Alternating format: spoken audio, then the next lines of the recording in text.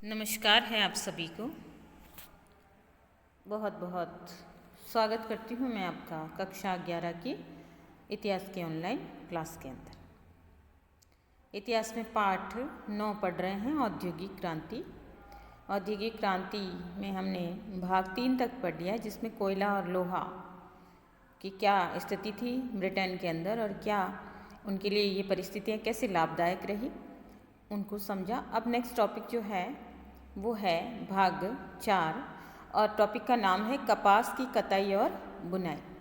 यानी कपास से किस प्रकार से ब्रिटेन है वस्त्र बनाता था या ब्रिटेन में वस्त्र उत्पादन होता था, और उन वस्त्रों के उत्पादन हेतु ब्रिटेन को कपास कहाँ कहाँ से मंगवानी पड़ती थी या रुई का आयात उन्हें किन देशों से करना पड़ता था, उस बारे में यहाँ पे बात की गई है। साथ में किस प्रकार से विभिन्न धागों का निर्माण किया गया था, नई नई मशीनें बनाई गई थी, उन मशीनों के माध्यम से ब्रिटेन के अंदर जो है वस्त्र बनाने की सहूलियत रही या वस्त्र है वो आसानी से बनने लगे। वस्त्रों में कई प्रकार के जो है चेंजेज आने लगे, सूती वस्त्र बनने लगे, लीलन और सूती मिक्स वस्त्र बनने लगे, तो या नायलॉन या कह सकते हैं विभिन्न प्रकार के वस्त्रों का उत्पादन ब्रिटेन के कारखानों में होने लगा। तो और वहीं हथकरघा उद्योग धीरे धीरे मशीनरी आने से दस्तकारी और हथकरघा उद्योग भी जो है नाश होने लगे, और वहाँ पर इन लोगों ने जो इन उद्योगों से जुड़े हुए लोग थे जिनका रोजगार वगैरह बंद हो गया, तो उन्होंने वहाँ पे छोटे छोटे आंदोलन भी किए। तो आज हम उस छोटे से टॉपिक को समझने का प्रयास करेंगे। 2 टॉपिक है आज के अंदर, जिसमें एक तो है कपास की कताई और बुनाई और दूसरा है भाप की शक्ति। वहाँ पे किस प्रकार से भाप की शक्ति के यंत्र या मशीनरी बनी, उसको भी हम इसी टॉपिक के अंदर समझेंगे। तो चलिए हम टॉपिक शुरू करते हैं कि ब्रिटेन हमेशा ऊन और सन अर्थात लीलन, सन का मतलब होता है लीलन, कपड़ा होता है जिससे ठंडा होता है, लचकादार कपड़ा होता है, तो लीलन बनाने के लिए कपड़ा बुना करते थे। 17वीं शताब्दी से इंग्लैंड भारत से बड़ी लागत पर सूती वस्त्रों की गांठों का आयात करता था। 17वीं शताब्दी तक इंग्लैंड, चूँकि ईस्ट इंडिया कंपनी भारत में 1600 में ही आ गई थी, और 1700 तक आते आते ईस्ट इंडिया कंपनी ने भारत में काफ़ी अपना जो है व्यापार है वो फैला दिया था। और ऐसी स्थिति में भारत में जो है स्थितियाँ ऐसी बनी कि इंग्लैंड में जब मशीनें बनने लगी या नई नई मशीनों का आविष्कार हो गया, तो यहाँ पर जो है वस्त्र उत्पादन भी होने लगा। तो और ऐसे में इन वस्त्र उत्पादन के लिए इंग्लैंड को रुई की आवश्यकता पड़ी, और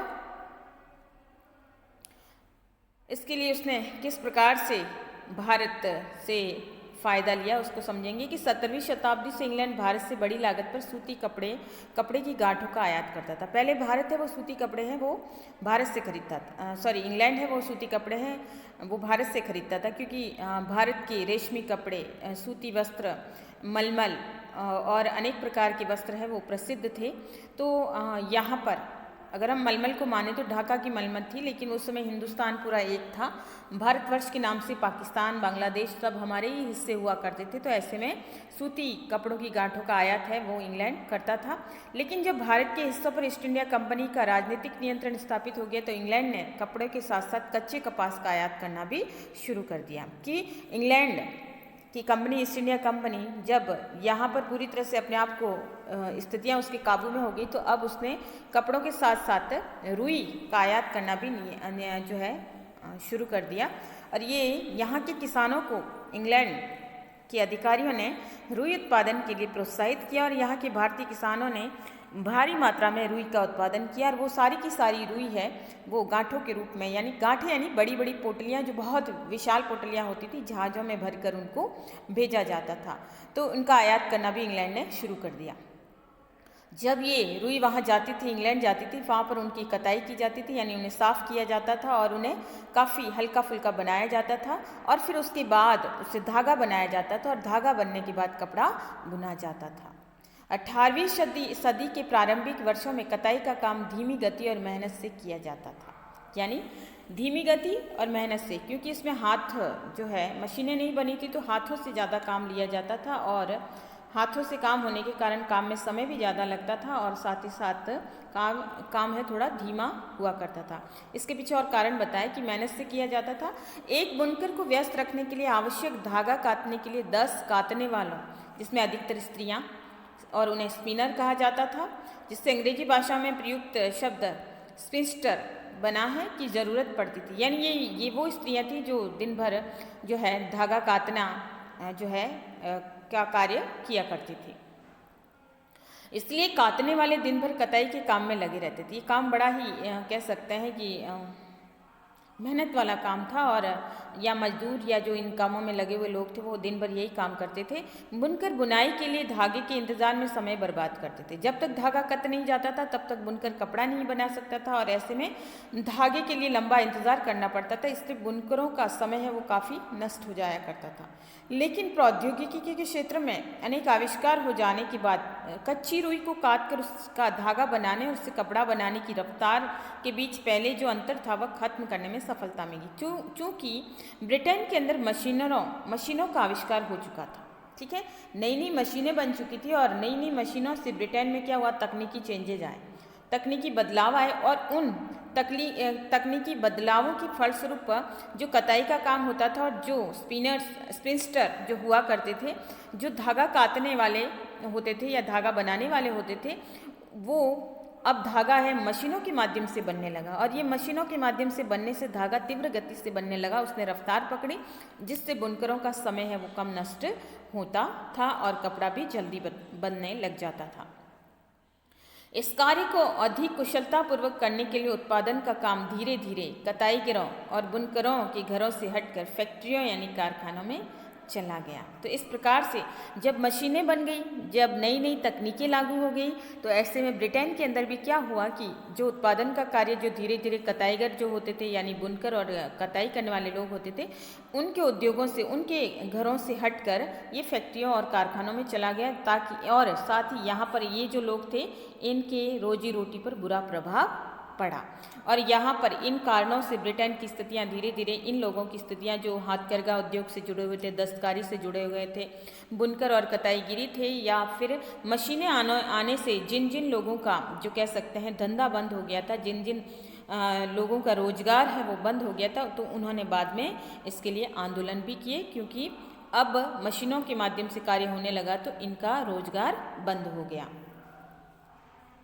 यहाँ पे एक मशीन दिखाई गई है, और मशीनों में जो है चित्र में एक स्त्री को खतरनाक स्थिति में अपने पांव से ट्रेडमिल, जो है ट्रेडमिल का अर्थ होता है पांव चक्की चलाते हुए दिखाया गया। ये जो स्त्री है ये पांव चक्की चला रही है, और ये काफ़ी खतरनाक कार्य होता था ब्रिटेन के अंदर। ये एक तरह की जैसे एक ही जगह पे खड़े रहना पड़ता था, और काफ़ी मेहनत का काम होता था, और कह सकते हैं काफ़ी बोरिंग काम होता था, उबाऊ काम, जिसमें दिन भर यही काम है, इस चक्की को चलाते रहना है। ये गोला है जो राउंड राउंड घूमता रहता था, और बाकी जो भी यहाँ पर जो है कार्य उस मशीन से लिया जाता था वो होता था।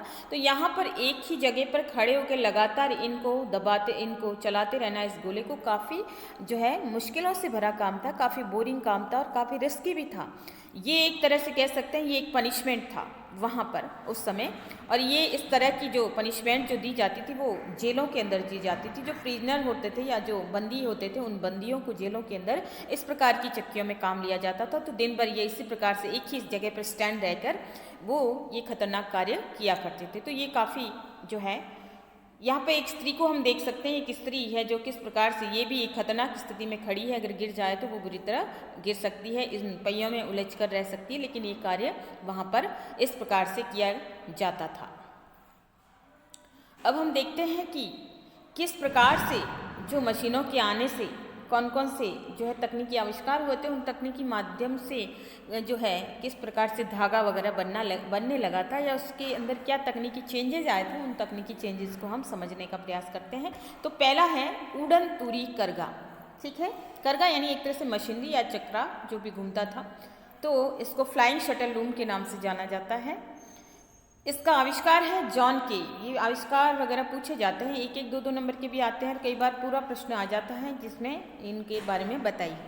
तो इसका आविष्कार है जॉन के ने 1704 से 1764 द्वारा तथा 1733 में बनाए गए फ्लाइंग शटल लूम यानी उड़न तुरी करगे की सहायता से कम समय में जितना अधिक चौड़ा कपड़ा बनाना संभव हो गया। यानी अब ये जो करगे का आविष्कार हुआ था, इसके माध्यम से जो है थोड़ा समय कम लगता था और चौड़ा कपड़ा भी बनाना आसान हो गया था। परिणाम स्वरूप कताई की लगातार तत्कालीन रफ्तार से तत्कालीन रफ्तार से जितना धागा बनता था उससे कहीं ज़्यादा मात्रा में धागे की ज़रूरत होने लगी। कि इस प्रकार से अब धीरे धीरे कताई की रफ्तार है जो पहले जो चलती थी वो धीरे होती थी, लेकिन अब है वो अधिक मात्रा में धागा है वो बनने लगा था। और अब जब इस प्रकार के उड़न तोड़ी करघे के आविष्कार से कपड़े के बनाने में भी सहूलियत होने लगी थी। नेक्स्ट दूसरा आविष्कार आता है जेम्स हारग्रीव्स के द्वारा किया गया। जेम्स हारग्रीव जो कि 1720 से 78 का समय माना जाता है और इन्होंने 1765 में बनाई गई इन्होंने एक मशीन बनाई जिस मशीन का नाम था कताई मशीन या फिर कह सकते हैं स्पिनिंग जेनी। ठीक है, ये एक ऐसी मशीन थी जिस पर एक अकेला व्यक्ति एक साथ कई धागे काट सकता था, यानी लगातार इस मशीन के चलाने से कई प्रकार के धागे हैं वो एक साथ कटते थे और इससे बुनकरों को अधिक आवश्यकता से तेजी से धागा मिलने लगा। जो बुनकर जो वस्त्र बनाने का कार्य किया करते थे, ऐसी मशीनों के आने से या स्पिनिंग जेनी के आने से अब उनको अधिक मात्रा में धागा उपलब्ध होने लगा था, जिसके कारण वो ज़्यादा मात्रा में जो है वस्त्र तेजी से बना सकते थे। नेक्स्ट आता है तीसरा पॉइंट है रिचर्ड आर्कराइट। रिचर्ड आर्कराइट का समय है 1732 से 1792। इनके द्वारा 1769 में आविष्कृत वाटर फ्रेम नाम की एक मशीन बनाएगी जो पहले से कहीं अधिक मजबूत धागा ये बनाती थी। देखिए समय समय पर चेंजेज आ रहे हैं। रिचर्ड आर्कराइट ने जो मशीन बनाई थी उससे मजबूत धागा बनाया जाता था और इससे लीनन और सूती धागा दोनों को मिलाकर कपड़ा बनाने की बजाय अब अकेले सूती धागे से ही विशुद्ध सूती कपड़ा बनाया जाने लगा। देखिए इसके आने से ये फ़ायदा हुआ कि पहले दो धागों को मिलकर जो है कपड़ा बनाया जाता था, लेकिन अब यहाँ पे प्योर सूती धागा है इस मशीन के माध्यम से काता जाने लगा था वाटर फ्रेम के माध्यम से। अब ब्रिटेन के अंदर सूती धागे से शुद्ध सूती कपड़ा भी बनने लगा था। नेक्स्ट चौथा पॉइंट है म्यूल। म्यूल एक ऐसी मशीन का उपनाम था जो कि 1779 में सैमुअल क्रैम्पटन जो कि वहाँ के आविष्कारक थे, इन क्रैम्पटन के द्वारा 1753 से 1827 द्वारा ये के बीच में ये मशीन है वो बनाई गई 1779 में, और इससे कटा हुआ धागा बहुत मजबूत और बढ़िया होता था। कपड़ा उद्योग में उन मशीनों के आविष्कारों का दौर जो कताई तथा बुनाई कार्यों से संबंधित संतुलन बनाने के लिए जो है बनाई जा रही थी, जिसमें एडमंड कार्टराइट ने 1787 में पावरलूम यानी कि शक्ति चालित करघे के आविष्कार के साथ समाप्त हो गया। उन्होंने शक्ति चालित करघे का आविष्कार किया। पावरलूम को चलाना बहुत आसान था। जब भी धागा टूटता वह अपने आप काम करना बंद कर देता था, यानी जब धागा जो बनाया जाता था उस दौरान अगर धागा लगातार बनते बनते काटते बंद हो जाता था तो ये मशीन अपने आप है बंद पड़ जाती थी। तो इस प्रकार से जब भी धागा टूटता ये अपने आप काम करना बंद कर देता था। इससे किसी भी तरह के धागे से बुनाई की जा सकती थी।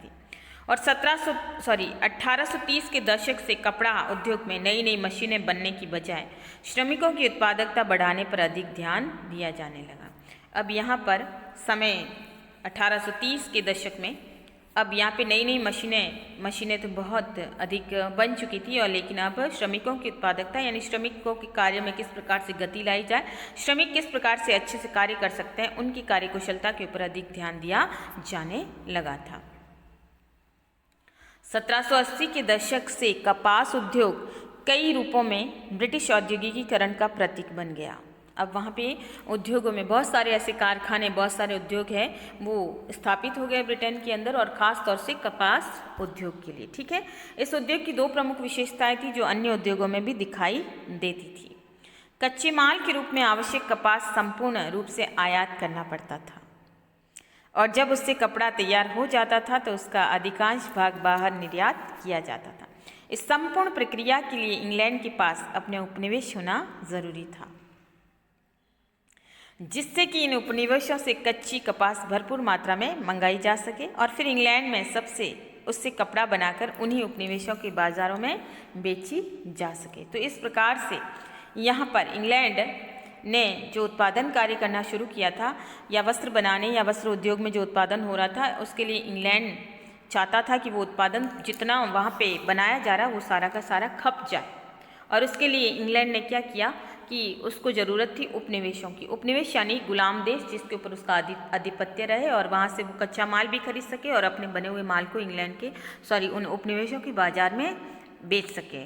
तो यहाँ पर अब इंग्लैंड ने उपनिवेशों की तलाश शुरू की और कच्ची कपास भरपूर मात्रा में मंगाई जा सके और फिर इंग्लैंड में जो कपड़ा बनाकर उपनिवेशों के बाज़ार में बेचा जा सके, उसके लिए इंग्लैंड ने फिर अपने उपनिवेशों की तलाश की। और फिर ऐसे ही इंग्लैंड ने बहुत सारे देशों को अपने उपनिवेश बनाए, जिसमें भारत भी इसका एक हिस्सा था।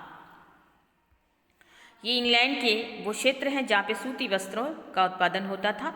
ये हम जो ब्लैक पॉइंट्स देख रहे हैं, ये वो इलाके हैं जहाँ ब्रिटेन में, तो यहाँ ब्रिटेन जो है वो स्कॉटलैंड और इंग्लैंड और वेल्स के नाम से देखा जा सकता है। तो ये तीनों हिस्से हैं। यहाँ पर जो सूती वस्त्रों का उत्पादन जो होता था, ये क्षेत्र है यहाँ पे ग्लासगो के आसपास है, दूसरे न्यूकैसल है, और भी अनेक इलाके हैं। इसके साथ ये जो है प्लेस हम देख सकते हैं, यॉर्कशायर है, मैनचेस्टर जो कि सबसे बड़ा फेमस इलाका था मैनचेस्टर का, जहाँ पे अनेक प्रकार के सूती वस्त्र उद्योग है वो थे। और इसके अलावा लंकाशायर, ठीक है, ये मैनचेस्टर और लंकाशायर है वो सबसे बड़े इलाके थे जहाँ पे सबसे अधिक मात्रा में सूती वस्त्र बनाए जाते थे। सब जगह कारखाने थे, लेकिन फिर भी ये प्लेस जो थे वो प्रसिद्ध थे।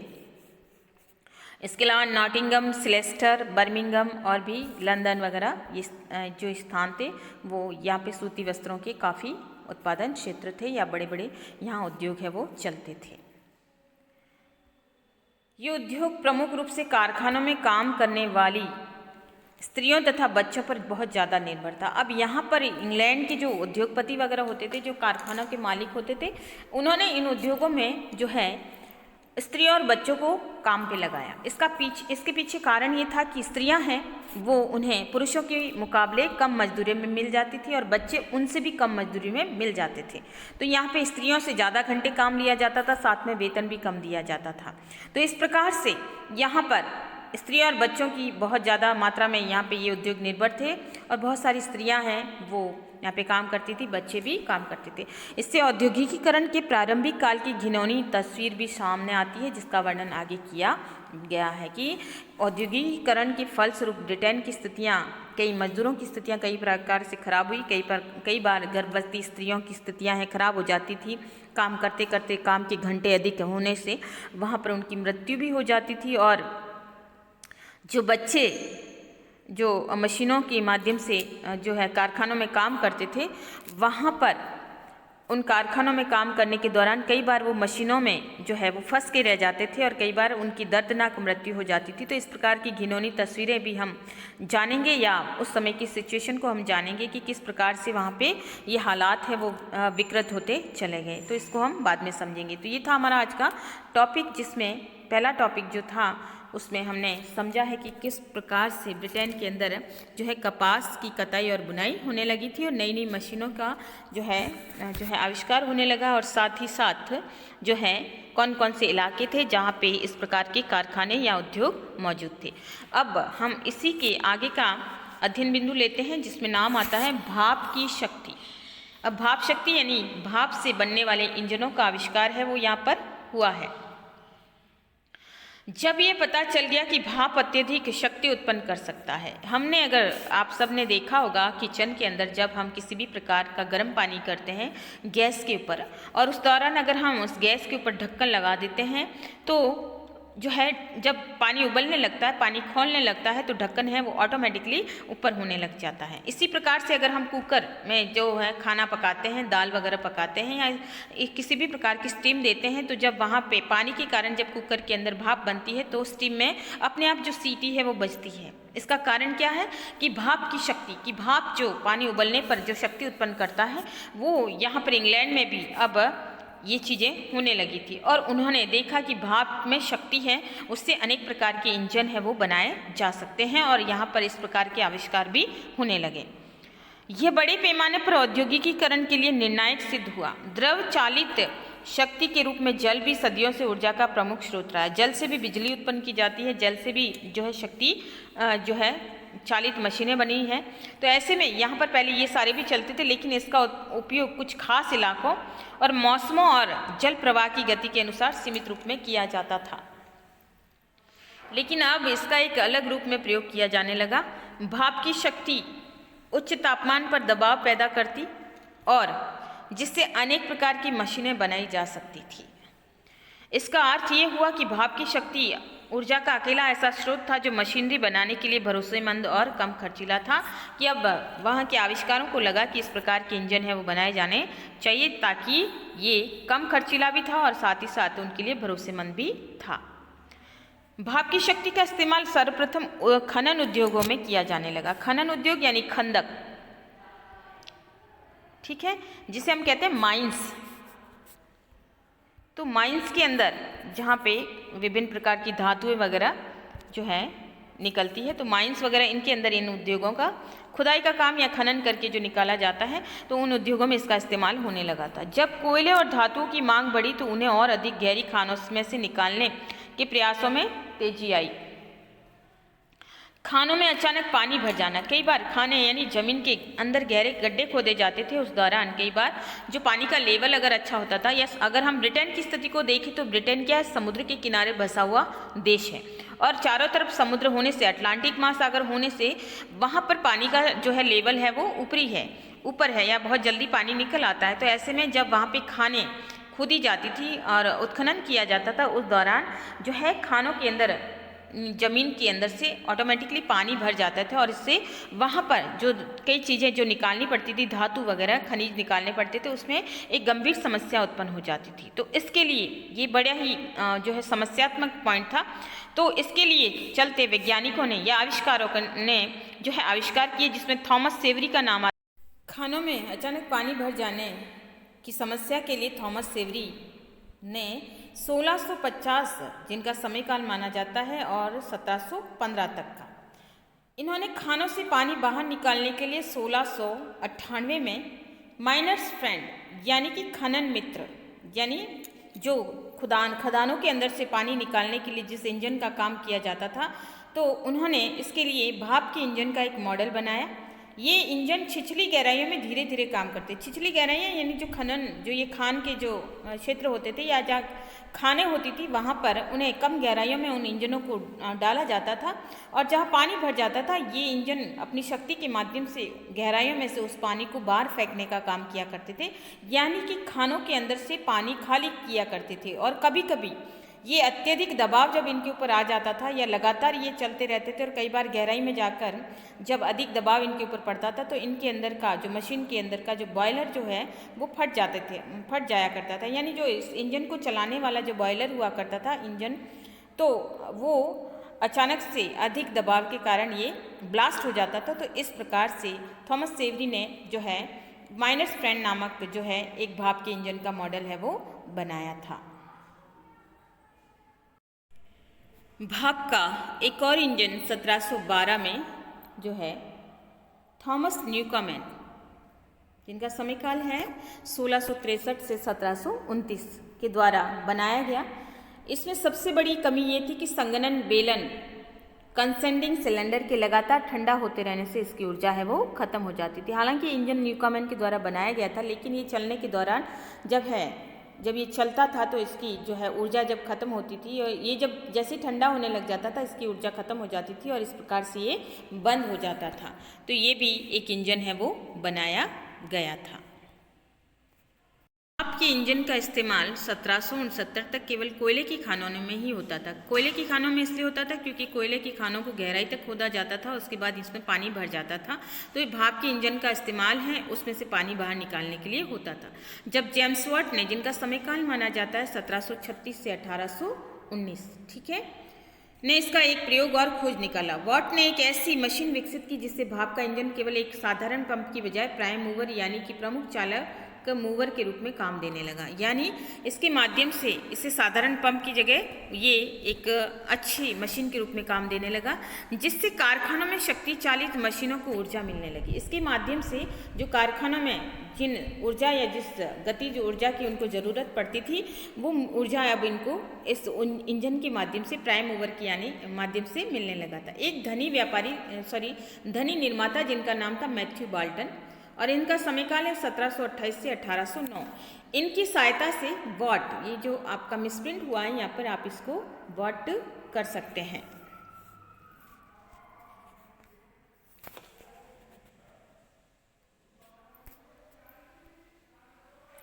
तो यहाँ पर आप उसको वॉट करें, ठीक है।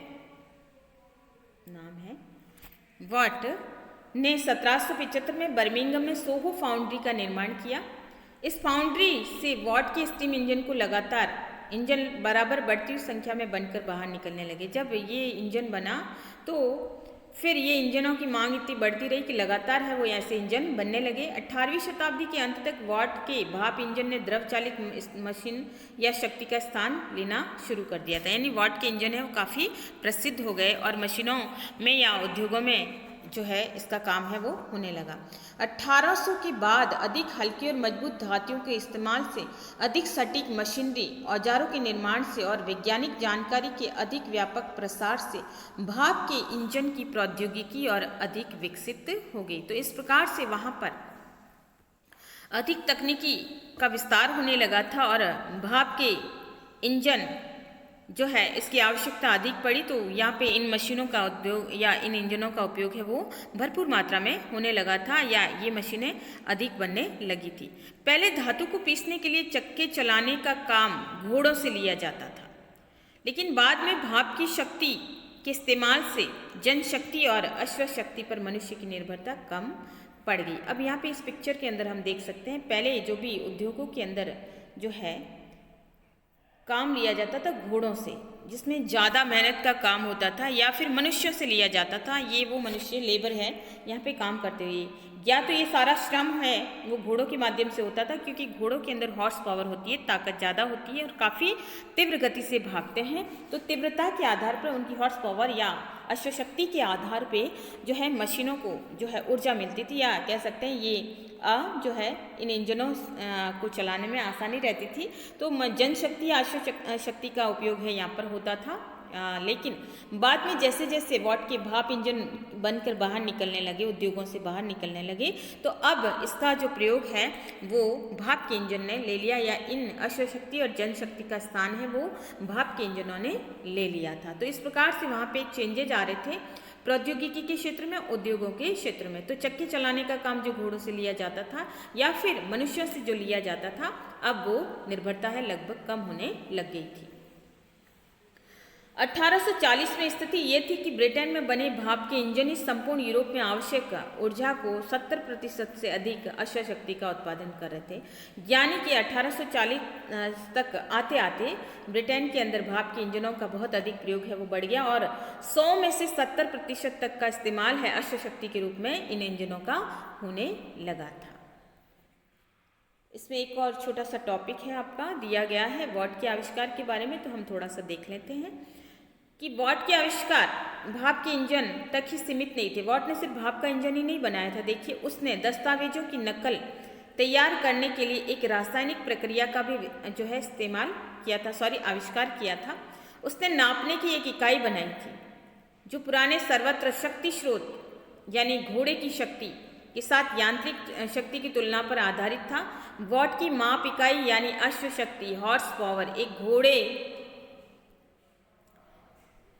घोड़े की 1 मिनट में 1 फुट 0.3 मीटर तक 33,000 पाउंड यानी 14,969 किलोग्राम वजन उठाने की क्षमता के समकक्ष थी।